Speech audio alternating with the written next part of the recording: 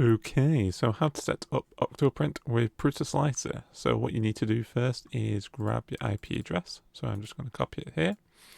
Go to PrusaSlicer, and then where it says printer here, you want to hit the gear icon, and then give it a name. So I'm going to give it Mini for Prusa Mini, and then I'm just going to hit this a few times because there's another couple of presets that I want to add this to.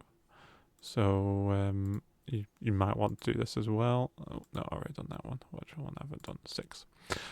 And then you want to go down to host type, do OctoPrint, paste in the IP address for OctoPrint, get rid of the rubbish, and then you want the API key.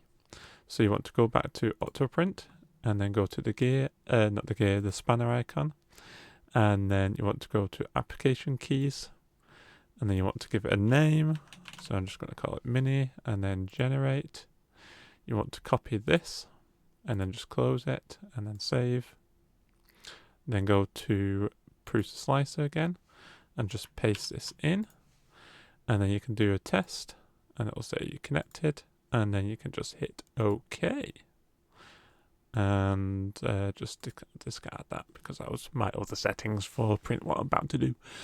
So that is it. So I hope you find this useful. Remember, subscribe, rate and comment, and see you again in the future. Bye.